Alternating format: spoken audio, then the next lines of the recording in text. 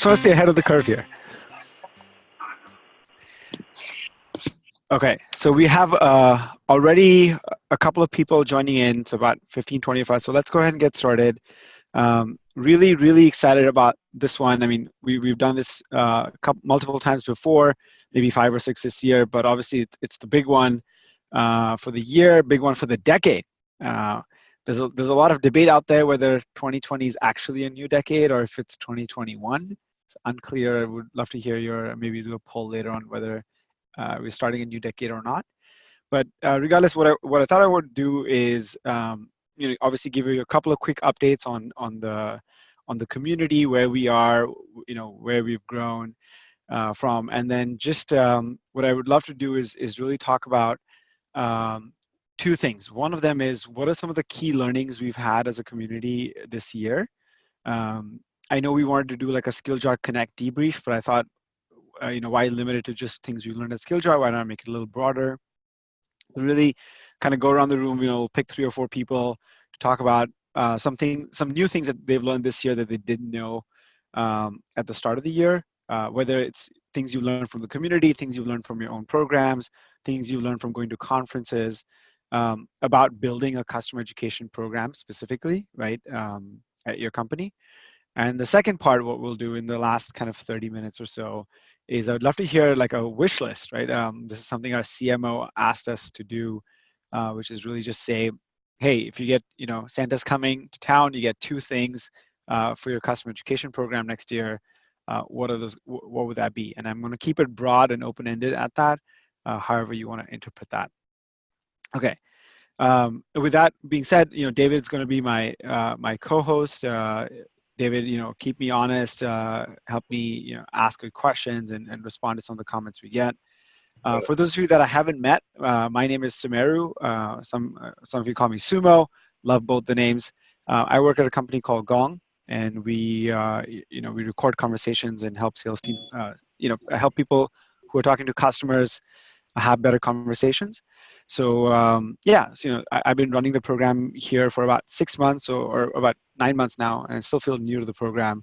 So really, for me, the big goal is to understand how I should build a SaaS customer education program from scratch.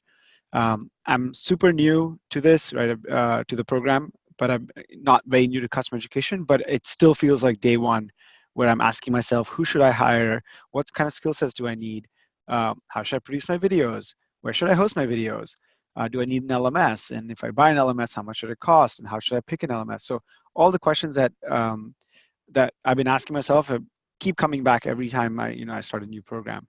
So for 2020, really, it's a personal goal for me is to mature into a customer education leader and actually come back to my team with a proposal instead of coming back and being sort of meek with my proposals. Like I always do my presentations being a little scared, like, hey, I have this idea for an academy, and then like marketing will completely blow it up. So I want to be more confident, more convincing in my customer education presentations to the rest of the company, to the rest of the world. And one thing that's really helped is talking to people like you. So that's what I would kind of really love to explore over the next hour. David, I'll let you introduce yourself, and then we'll go into a couple of updates from the community. Cool, sounds good. So thanks for the 30-minute warning on there. Appreciate it. So my name is David Gia, and I am the manager of customer education at a software company called Trace Games here in Denver, Colorado. My big lesson for 2019 has been that CE is a legitimate thing. So no longer, we stick, just trainers or educators, under the big CS umbrella. But this was the year that I discovered, Adam Evermescu's book, and I discovered this community, and it really gave me words to use, to actually label the things that we've been doing forever. I just had no idea that they, had a home. That's really my background. Is this past year has been coming to peace and terms with customer education as its own growing entity. It's a really cool place to be, I think. Perfect. Thank you for that. So what I'm going to do is I'm going to give you a couple of quick updates from the community that I'm really excited to share. And then we'll, last time we learned that these roundtables get large and it's really hard to get through sort of comments from everyone. So what I'm going to do is I'm going to, pick a couple of people that I know have a couple of things to share and a couple of new members who haven't had a chance to share. So we'll probably pick about 3 or 4 people for each of the sections. And then, depending on how much time we have, we'd love to go through some of the intros and things like that later. So one big update for us is today, literally today, we crossed 700 members on the community. So just wanted to give everyone a quick shout out for helping us grow the community, sharing the gospel and inviting people. It's something I'm super excited about and very, very proud of having been a part of. Next year we'll obviously get to 1,000 and kind of looking forward to that next milestone as well. But yeah, and the way the community grows is I do a terrible job of marketing and advertising the community. So all the growth comes organically from just members inviting other members. So I definitely kind of hugely appreciate that. The second one, before I actually forget, one quick logistics thing is I download the chats from these sessions and then I upload them into our YouTube, which we now have a YouTube channel as of last week. So if someone can take charge of taking notes and kind of running commentary, having the chat downloaded is super helpful. So feel free to use the chat to just chat with each other and then also just kind of sort of for note taking. All right. So that's number one. Number two, really excited about this. I've talked to a couple of you about this, and I've gotten some good feedback. Some oh my God, this is a terrible idea feedback. So appreciate all of it. The next big update is we are launching a customer education council next year. So what does that mean? I don't know exactly yet, but I think the big idea here is the community has grown kind of sort of beyond what I can handle myself, and I think there are a lot of parts of the community that need more love and affection and need more growth. So what we're going to do is we're going to basically build think of this as a board of 8 volunteer council members, and each of them will have dedicated responsibilities for different parts of the community. So this might be things like online social media or content creation or just content curation for the community, owning different channels like metrics and the No Vendor Clubhouse, right? And then also a couple of things we're wanting to do, which is things like running these roundtables and having actually an email list, which I've been trying to do for a month unsuccessfully. So a lot of these aspects of the community, which is really marketing, operations, content, partnerships with vendors and partnerships with consultants who want to partner with the community. So there are a lot of different aspects of the community that I think are growing extremely well. I'm really excited to bring more people on. The process is going to be simple. There isn't one for now, but basically I'm going to send out a brief of all the different roles that we're creating. Again, keep in mind these are volunteer roles. Customereducation.org is a nonprofit. And so, we'll ask for not like an application, but some sort of, if you're interested in one of these positions, we'll ask you a couple of questions that you can reach out. And then, yeah, early in January, we'll actually have like an interest group meeting where all the interested members will come together. We'll discuss responsibilities and roles, and then we'll formally launch the council sometime in February. I'm going to pause there. Thoughts, comments, questions on that? Great branding.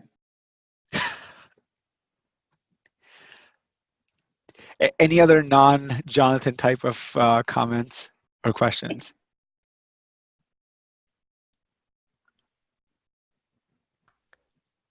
Okay, perfect.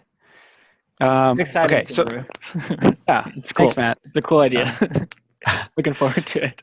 All right, so those are the kind of two big updates. Obviously, will be they're kind of smaller updates. Like I said, we launched a YouTube channel where we host some of these roundtables or post them after, and Another kind of small update is I'm actually working with the team at Guru to build a content library for customereducation.org and take some of the great conversations we have and pull them into Guru cards so everyone can access them and everyone can share them and they don't get lost in the abyss of Slack messages and Slack threads.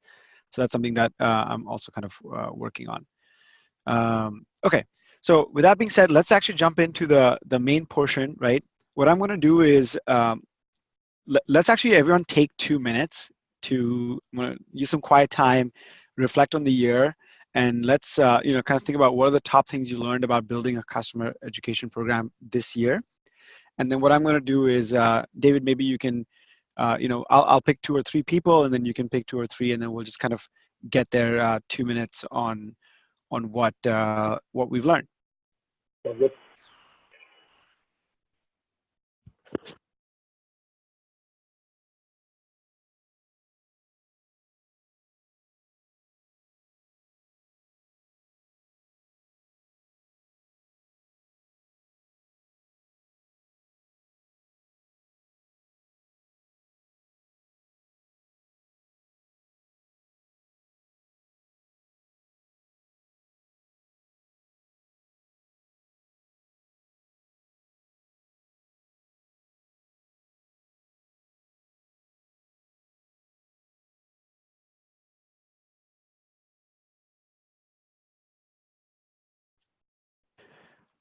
Okay, so maybe we'll hear from Tiffany, from Jess, and from Bailey, who are new members, and I'm seeing in the roundtable for the first time. Tiffany, you also have this amazing like Game of Thrones background going on, which I absolutely love. So yeah, so just give us kind of your 2-minute perspective on what you think you've learned this, where you are in the process and kind of what you've learned, and obviously please introduce yourself to the community. I'm Tiffany. I'm at Dropbox. I'm the service design manager focusing on customer-facing education. And I think 2019, I think some of the biggest takeaways, as we have stepped back and, our team is fairly new. And we inherited a lot of quote education. We inherited a lot of experiences that weren't necessarily optimized. I'll be nice about it. And so as we kind of step back this year, and one of the things that we've really focused on is the user journey itself.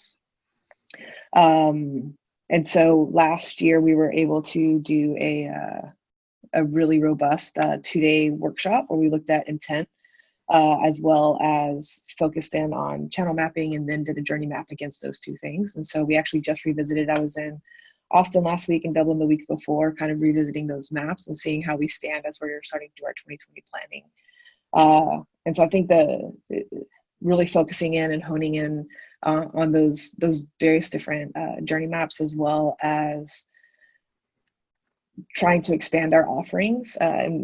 It's really easy to kind of blanket everything. And I think a lot of the time it's like, oh, well, we'll make it an education. Let's make it as generic as possible so that, it'll benefit the most amount of users. But as we try to scale our program, that's no longer serving us. And so we're really kind of stepping back and creating those experiences for our users. So that's kind of the biggest takeaway there is don't blanket, I think, for us, and then always stick to the journey maps and as much user testing as possible.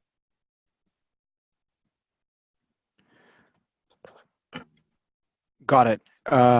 So here, what I heard was, hey, we've heard, we inherited a lot, and one of those challenges with inheriting things is that it's hard to nix things without hurting people's feelings or getting into political debates. And so one way maybe around that is to really focus on what is the ideal customer journey, and can we organize all the different teams, both existing and new content, around that ideal journey. So what we'll do is I'd love to hear kind of who's doing this. This is something that I've wanted to do, but actually haven't pulled off internally, or maybe never just got the buy-in correctly. Let's take a minute to get a poll on who actually does a customer journey map exercise within their company and has done one, let's say, in the last year and a half.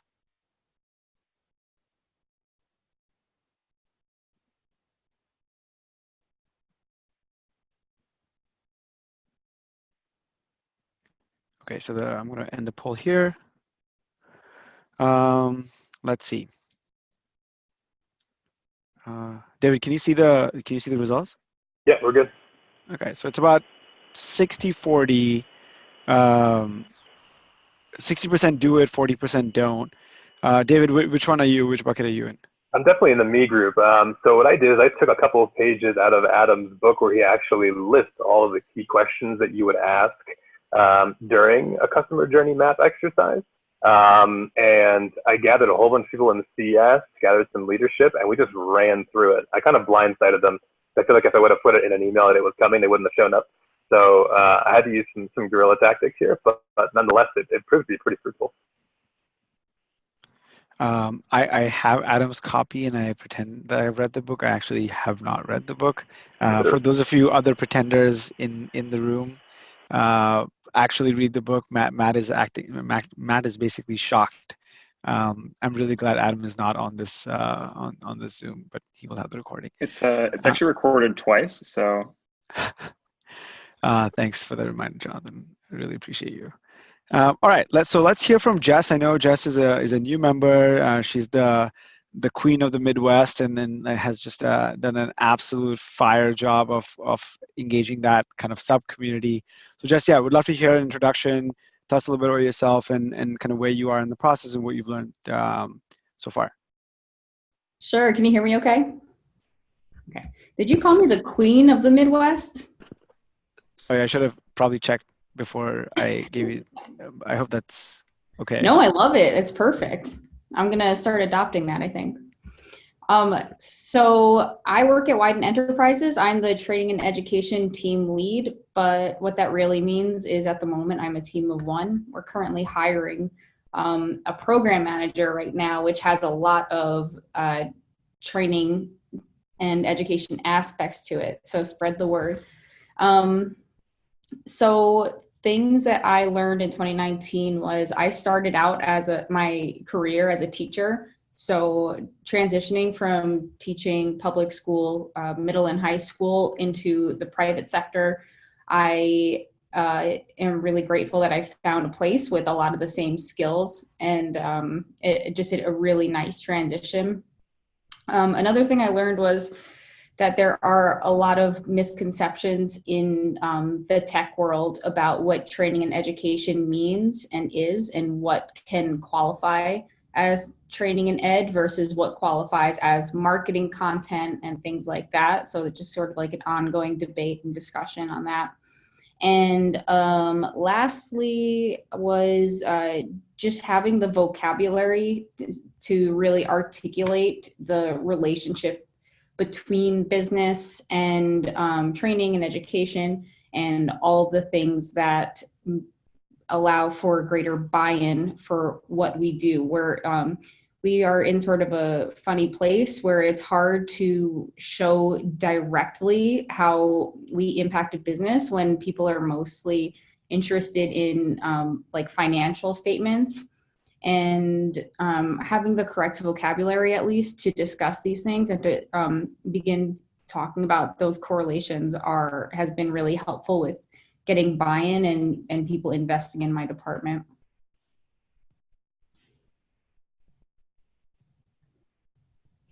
Love that. Thank you for sharing. David, I'll let you respond to that or ask follow-up questions.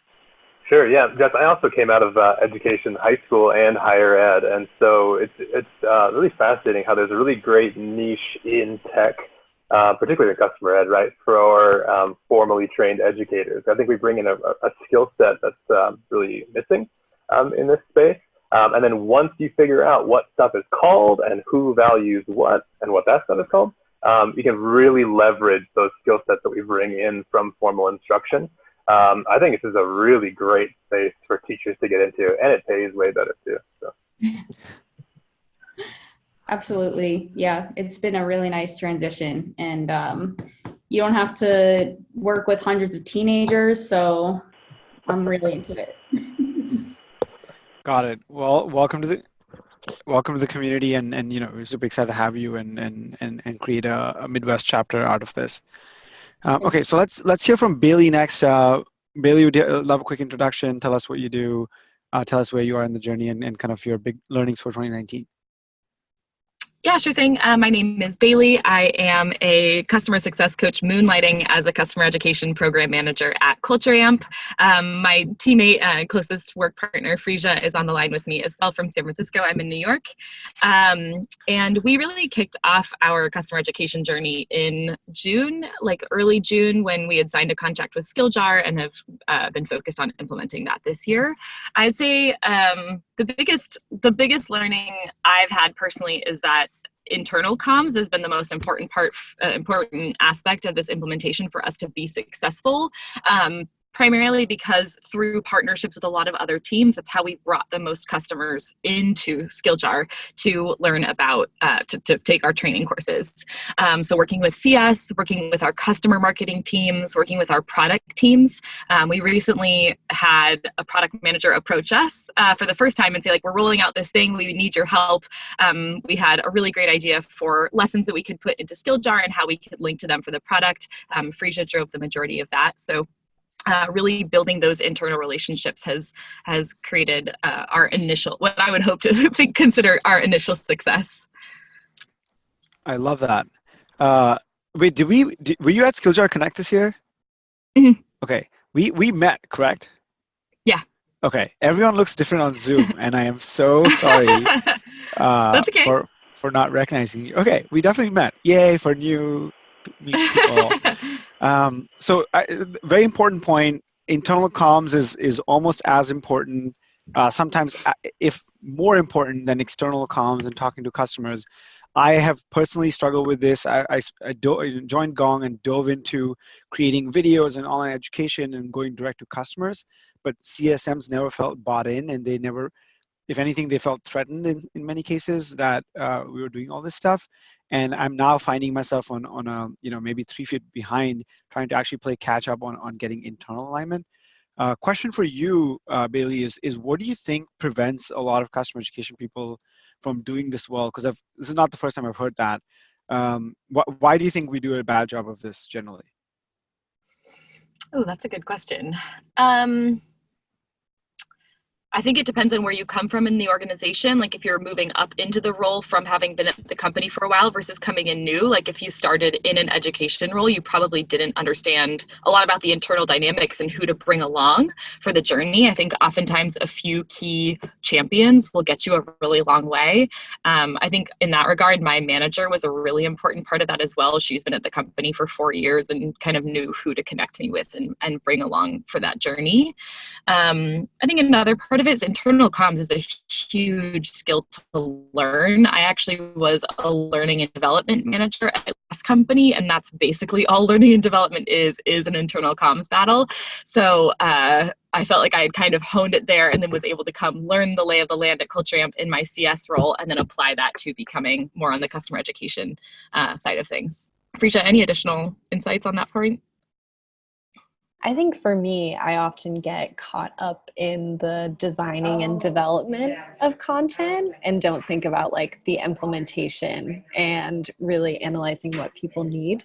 So that's one of the barriers for me for internal comms is I just think about like, oh, I need to get this thing out the door and think about that as an additional thing, not how much that complements actually making sure that whatever you create is a success.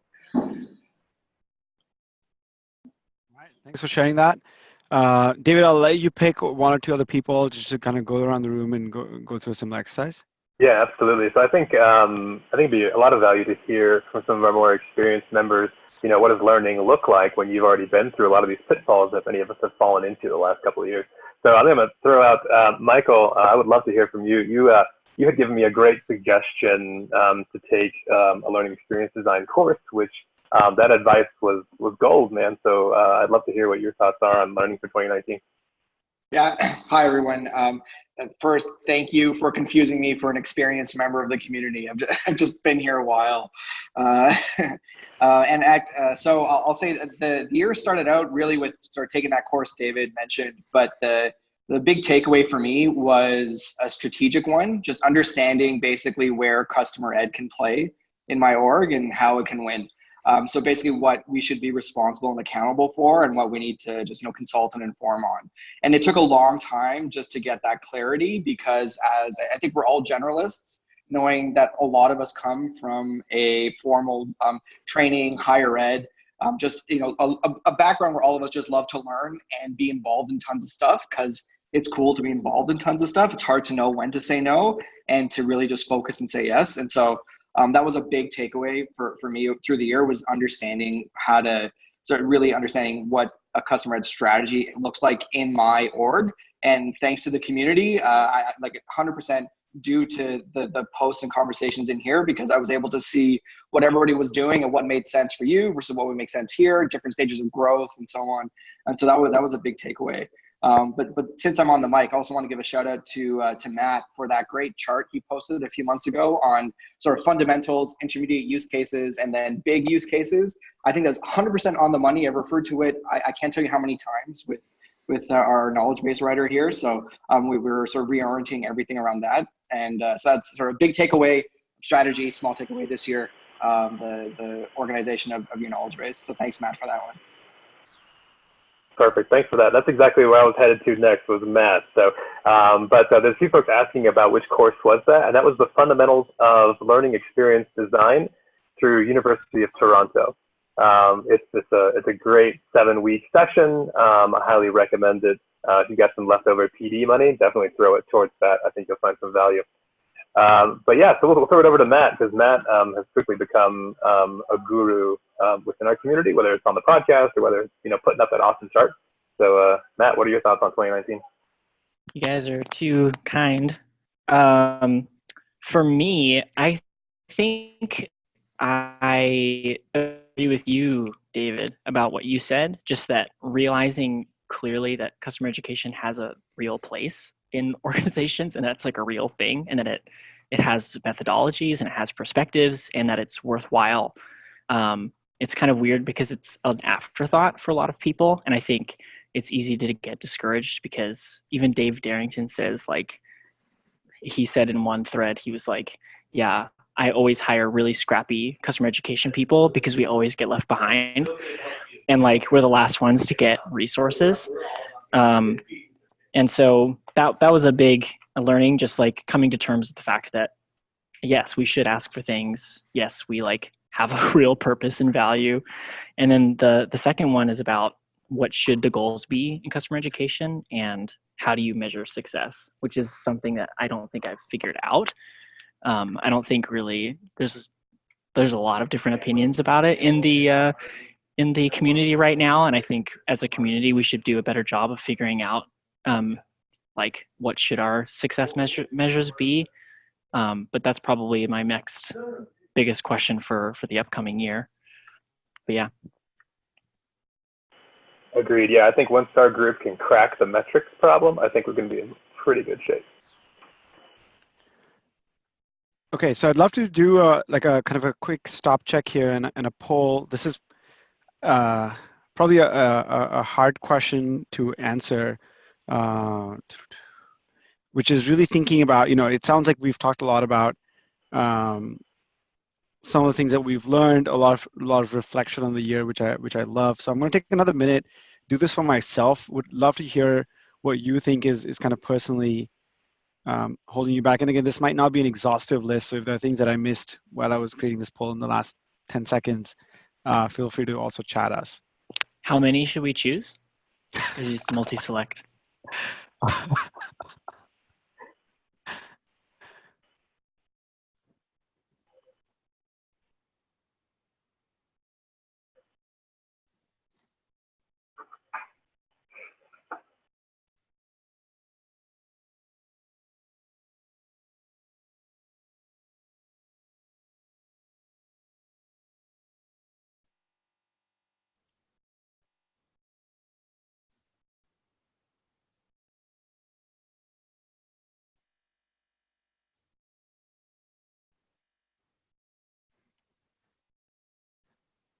Wow.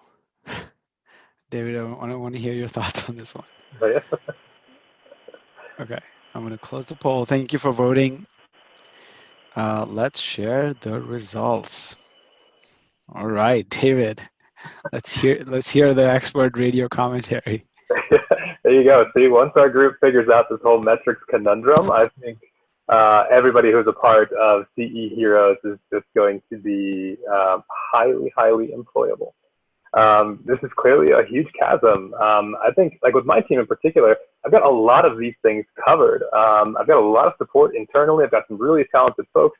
I have an instructional background, but damn it, if I can't figure out how to measure this stuff and prove effectiveness, that's truly a conundrum that keeps me awake at night. Any other thoughts out there about that? I can speak a little bit to what we've done here at Dropbox and how we're tracking. And so we have various different metrics. It's all big data, obviously, but we've complemented with both qual and quant, done a lot of really in-depth interviews and diary studies and stuff like that. But what we're tracking on a high level is how people are using our products, and then looking to see if they've availed of education. And what we've been able to kind of point out is that people that do avail of any type of education, they have their account health is about 2 times as high.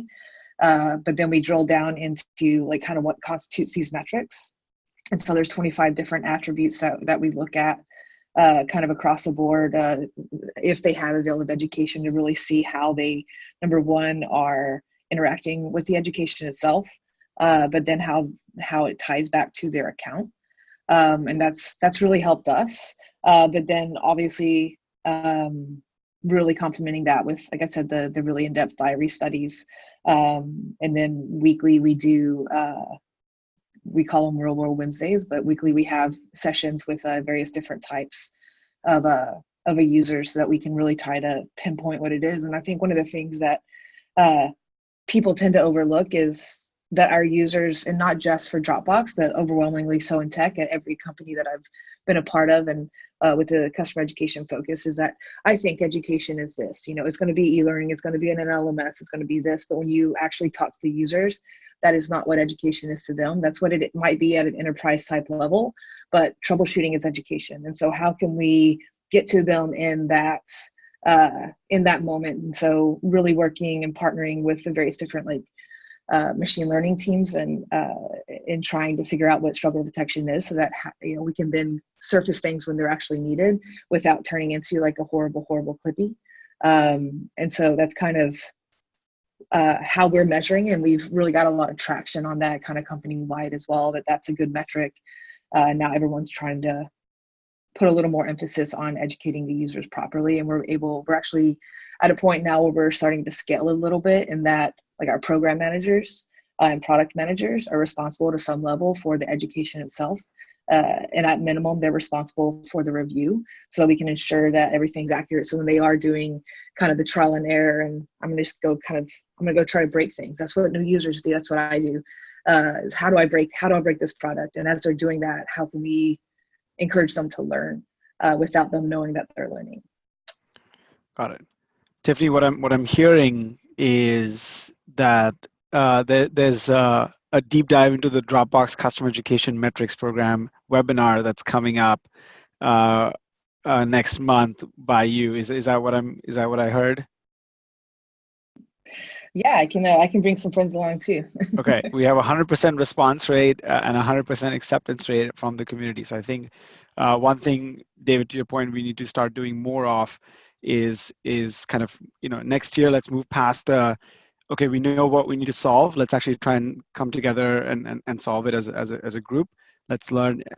Within this 15 people, we all probably have the different components that is needed to make a really good customer education program powered by real metrics. So let's focus on that for next year. Let's take another 2 minutes and move on to the next section, which is really the 2020 wish list. Take a piece of pen and paper, or you pull out your phone or notes, and let's actually write these down. Is it wish lists for our program or for the community or both, or? Wish list for the customer education, yeah. So whether it's your program specifically, resources you need, yeah, not for the community, just for things that you specifically need, right?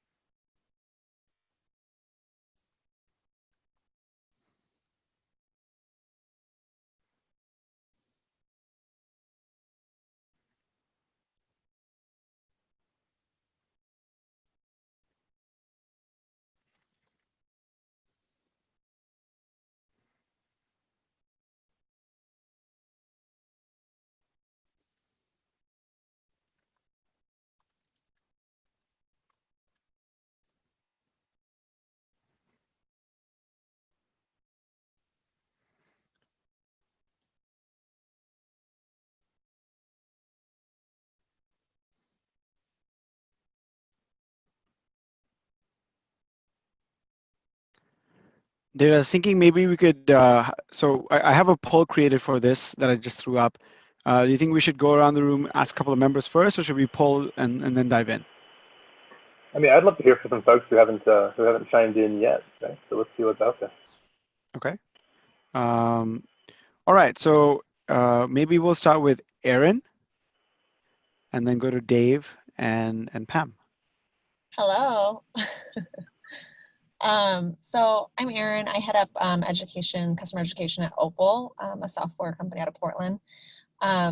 It's kind of funny because I've been doing this now for about 6 years here, and I feel pretty fortunate. When we attended the Skilljar conference, talking to a lot of people, like our company's always bought into education. I never had to sell it in, which I feel really lucky about. I have a 4-person team, divided out by content creation and training. We have an LMS, we use Pendo, we have all the tools we need. So I feel really like lucky for that. I would say maybe getting all of our data in one place. Things are just so scattered all over the place. And so I've been pushing to get everything through Salesforce and just focus on that so that I can actually use those metrics. That's the biggest pain point for us, is not having the right data, not being able to say people that take training are more likely to renew, less likely to churn, etc. So that's a big one for me. The other one is all of our training content is locked down. All of our help center stuff is locked down. Nothing's open to the public. So I would really love to start being able to do things like charge for some courses, because all of our customers just get everything for free. So that'd be my other big one. But I will say, I have to say, one big learning this year, a big thing that helped me was everything. We used to give everything for free. All the trainings we gave, on-site trainings for free, everything came with a package the customer bought. So it was just, we were just dumping, we do 60 trainings for one customer, which is just absolutely ridiculous. And this year we locked in, here's what you get if you're part of standard, everything else is premium services. So I built out our premium services organization this year, and now we're actually making money. So I feel really that was a big, less of a learning and more of this. So just wanted to share that. Stop giving your stuff away for free. And then get some commission on that stuff you're selling. That's really awesome. One of the big takeaways from Connect for me was that discussion that I think Maria Manning really kicked off, right? It was stop giving your stuff away for free. That's one of the toxic things that we do in CE, apparently. Yep, and then ask for commission. It's okay. You can ask for some more money. That was long-winded. Stop. Sorry. Thank you for sharing. Dave? Great, sure, thanks. My company is Moment Star Media, and what I've been doing over the last while is trying to soak up what's actually happening in customer education. I come at this from a background in learning and development of a lot of years, and running an e-learning company. And so what I've mostly been trying to do is figure out what's different about how things are happening in CE. My wish list for 2020 really is to get a better understanding of where are the education holes for CE people. Where are things where folks like me hopefully can come along and say, here's a way that we can help you to develop the craft and profession of customer education. It's really exciting to see so many people moving into it and realizing and feeling that it's a profession into and of itself. And my goal is to be able to help people to expand that professionally and move it out. And so I'm also interested in kind of tracking who are the emerging thought leaders. And I see some of them here and through the podcasts and things like that. So those are the two things. Mostly for me, it's still a learning curve to try to see what's needed and what could be filled in. Yeah, love that. I mean, yeah, so the community grows not only with professionals, but also grows with vendors and consultants and the full ecosystem. So the more professionals that move in, the more vendors that move in, and the better the professionals get. So it's kind of a cyclical nature of improvement. So yeah, it's always exciting to see. And I don't know, Jonathan dropped off the call because he doesn't like me, but he's a new vendor in the community, and it's always exciting to see kind of small companies or people who are doing something related kind of pivot into customer education or start new products and services. So that's super exciting. Yeah, and I should say one of the things I most appreciate about this community is how open the community is to that. So many places, as soon as you look like a vendor, people are trying to keep their distance from you. So I appreciate the conversations I've been able to have here and the support across the board. It's great. Thank you.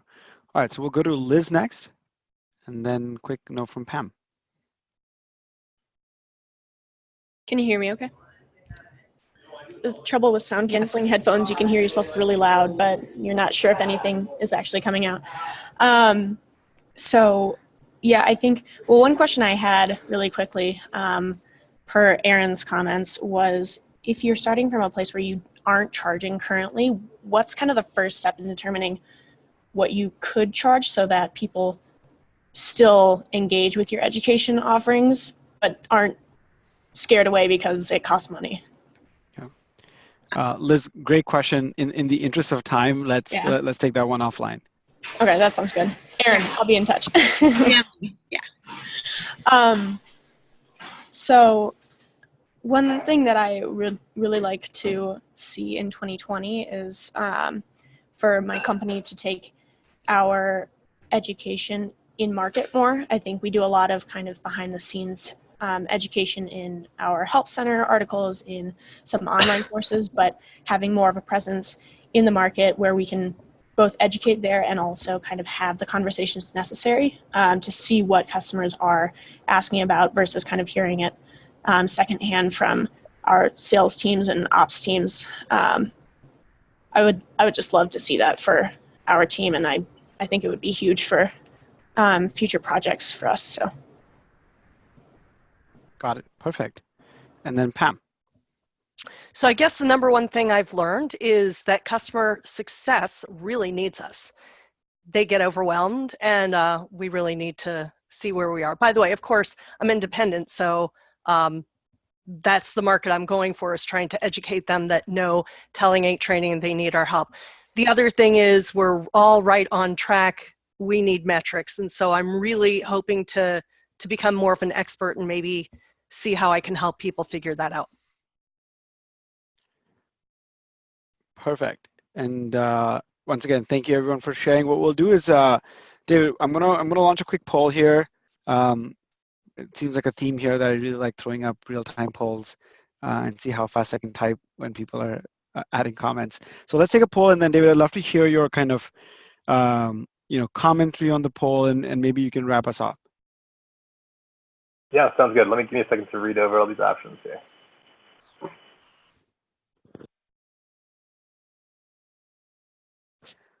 The worst part about creating these polls is they don't let you actually vote. So I'm just sitting here.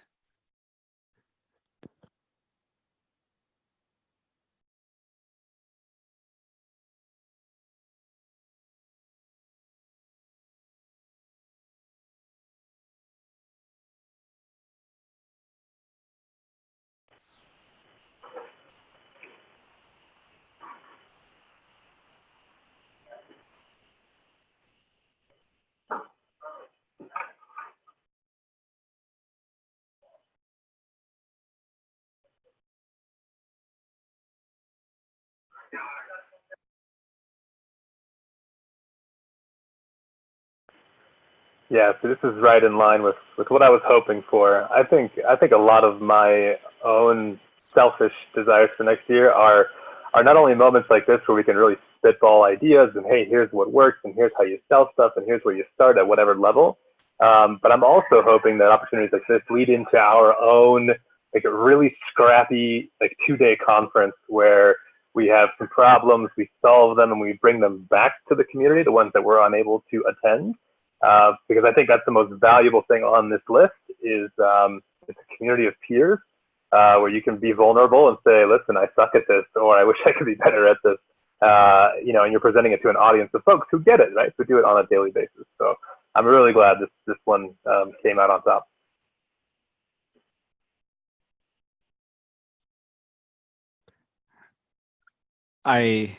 No comments because I'm trying to contain my excitement here.